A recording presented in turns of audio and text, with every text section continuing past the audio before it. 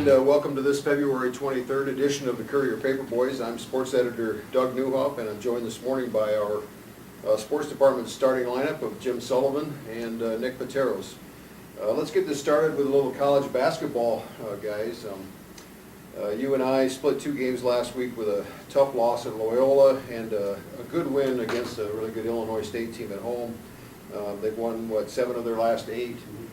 And they've only got 2 regular season games left now, with Indiana State at the McLeod Center on Wednesday night, and then a trip to Evansville on Saturday.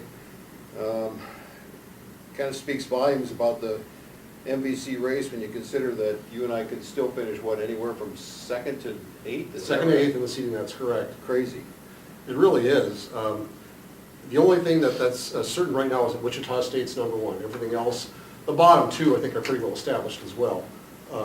Drake and Bradley. But other than that, it's still wide open, and I think that sort of sums up the way the tournament figures to be. Loyola's the favorite, but there are a lot of other teams that could potentially knock them off, and you and I and Illinois State have already done it. Yeah. What did I say? Loyola. Well, not Loyola. Most definitely not Loyola. They might be the favorite against you and I. But. Yes, if they play them in Chicago again, yeah, that'd be a problem. Although, actually, getting to the Loyola game, it was another one of those odd games that Loyola seems to play against you and I, where they match up with them very well. They really gave them some problems defensively and scored just enough points to win. You and I had leads, as it did in Cedar Falls, but just couldn't close the deal. And then they turn around and play an Illinois State team that really is much more talented, deeper, and more athletic, and yet they beat them. It's one of those things that's hard to figure about college basketball, but here you are. Well, it's kind of a pattern for the Panthers. I mean, they seem to rise to the occasion whenever they play the best teams on their schedule. They play their best games. Yeah, that's really true, and that doesn't really make any sense when you think about it, because if you can beat North Carolina, albeit without Marcus Page, if you can beat Iowa State when it was at full strength, you certainly should be able to beat Loyola Chicago, and yet they can't beat Loyola Chicago. It's very odd. But at this point, I also think that UNI is playing very well. Ben Jacobson has said on a number of occasions he thinks they're playing their best basketball. It's hard to argue with that. Wes Washburn's been big in these last few games that they've won, gotten some support from the bench. The bench has played very well, right. Especially Wyatt Lohaus in Wichita, and they won. So they are rounding into shape. Now the question is, what sort of matchup will they get? If things hold, it's likely, highly likely, I think, they'll get Southern Illinois in the first round, the 2:30 game in St. Louis. That'll be a very interesting game. The 2 teams split there. Other than that, if they're the 4-5 and things hold, they would get Wichita State in the next round. So we'll see how all that goes. You know, no matter who they get, it would seem it'll be a pretty interesting game. I mean, there isn't anybody in that group except for the bottom 2 teams that they've really handled. Right, exactly. I mean, they've all been down to the wire. I mean, back and forth games, and one team matching the other team's runs, and then somebody making a couple of plays down the stretch. So you see them in a 4 or 5 seed scenario? That's the most likely one. Now, again, if Indiana State comes in here Wednesday, knocks them off, and they lose at Evansville, obviously they could drop. I can't imagine they'll drop all the way to 8th, but stranger things have happened, I guess. Sure. And what would have to happen for them to climb into a 2 or 3 or so?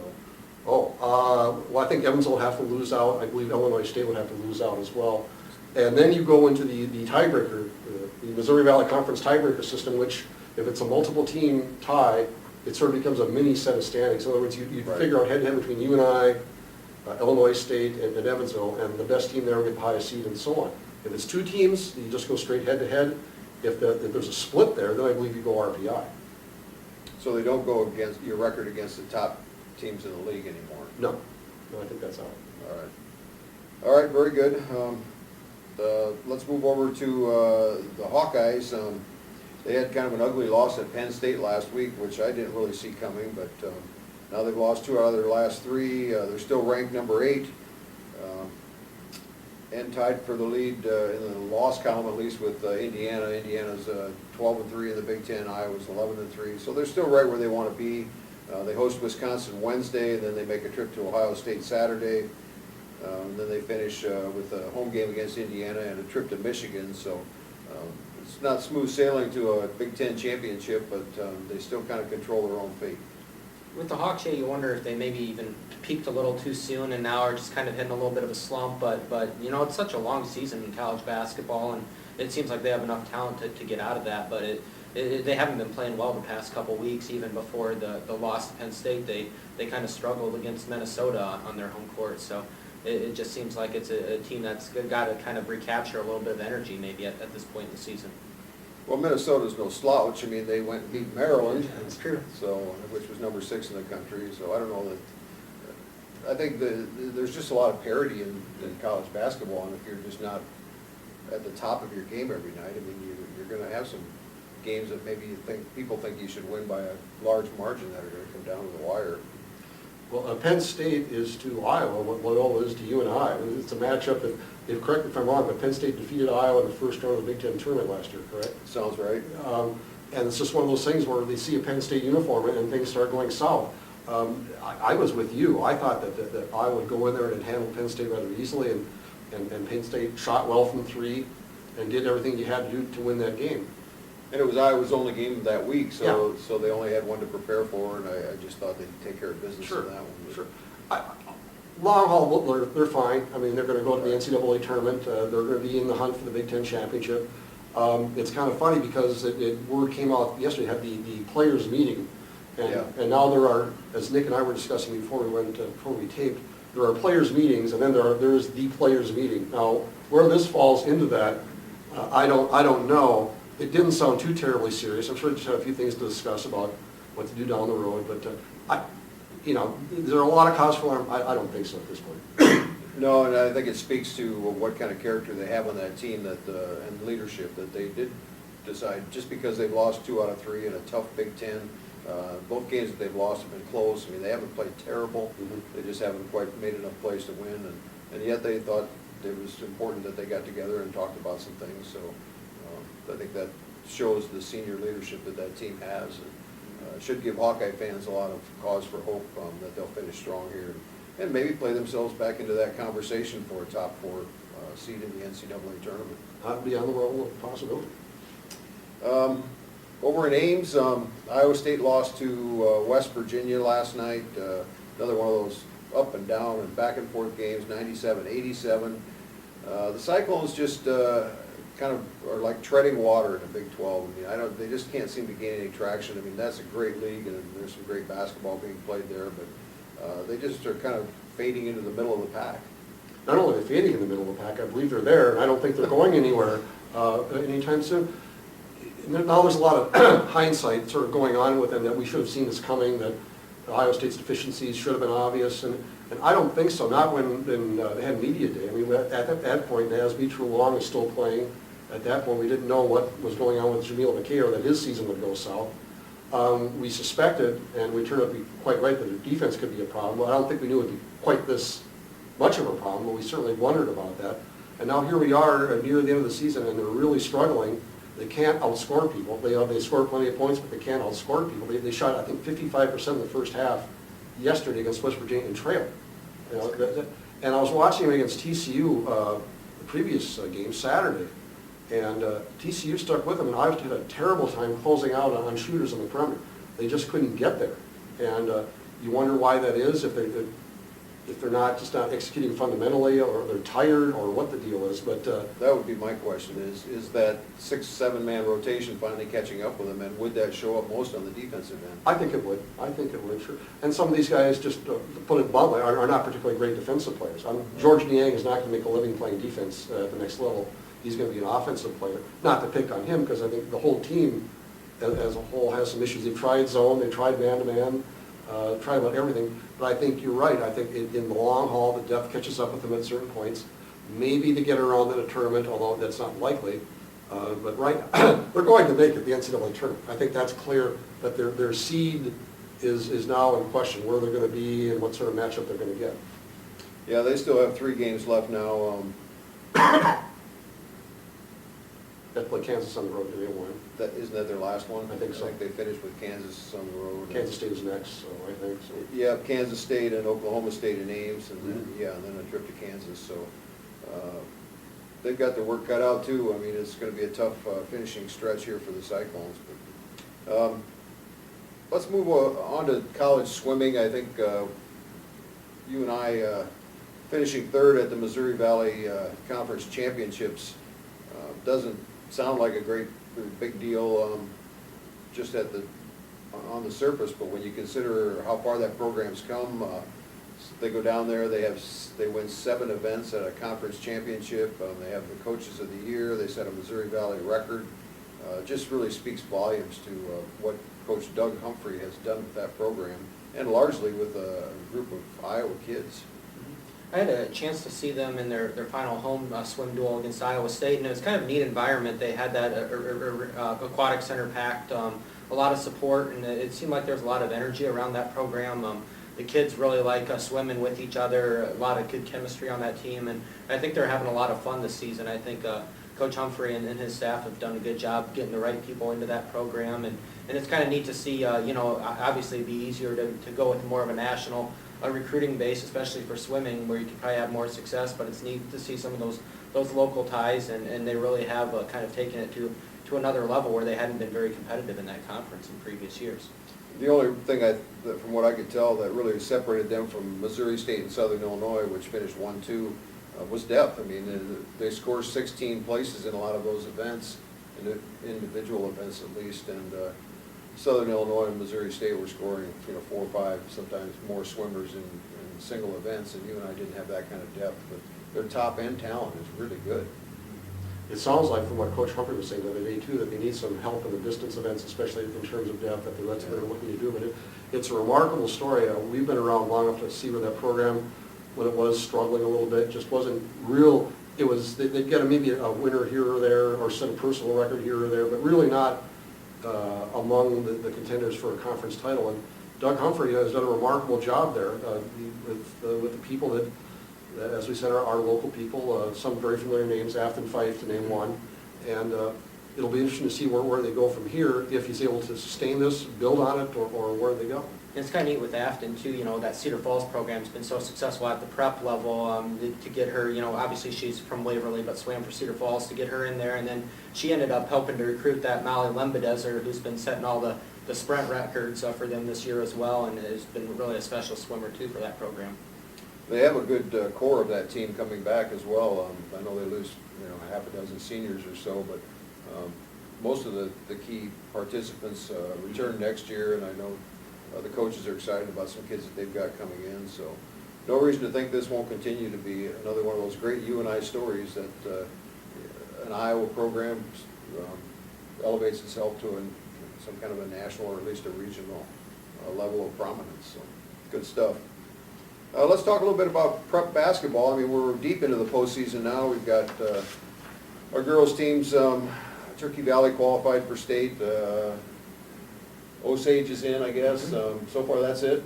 Yep, Osage Tonight. and Turkey Valley are the 2, and then tonight Waverly will go up to Mason City, and Cedar Falls will host Pleasant Valley. This is the second year the 4A and 5As have let the top seeds host, and this will be the first time Cedar Falls will have the chance to host. Last year they went on the road and beat Cedar Rapids Kennedy to earn a trip to state. And then with the boys, we're just a couple of rounds into the district tournament. The boys, smaller schools, I guess, play their district finals, tomorrow night or tonight? That's correct, yeah. Big schools play tonight. No, big schools played last night. Waterloo East had a pretty solid win over Marshalltown, and West lost a nail-biter, I guess. Yeah, it was one of those things where West just couldn't put away Cedar Rapids Kennedy. Kennedy played well defensively, took away West's big guy a lot. West needed to knock down some shots from the perimeter for a while. The Wahawks did that, but they couldn't sustain that. They only had 5 baskets in the second half and survived at the foul line, although they missed a one-on-one. They could have put them ahead in the final minute. Just one of those things where they really struggled offensively when they needed to sustain something, and then in overtime they really couldn't score enough. East was an interesting case. Marshalltown came into that game with a 3-18 record. To be honest about it, they didn't look like a particularly good basketball team.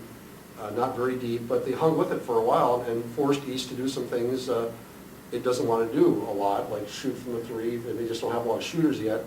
But eventually, I think East warmed down with the pressure. Isaiah Wade got loose underneath, had a big fourth quarter at both ends of the floor. And so they won by a comfortable margin without really playing all that well. Now, things get a little bit tougher for East with going to Linn-Mar on Friday. They played not that long ago, I believe, last week, and Linn-Mar won by 15, but it was a good game going into the fourth quarter. So the Trojans, who knows? If they get a hot shooter and get another big game out of Wade, they have a chance, but Linn-Mar with another Bohannon is going to be pretty tough to beat.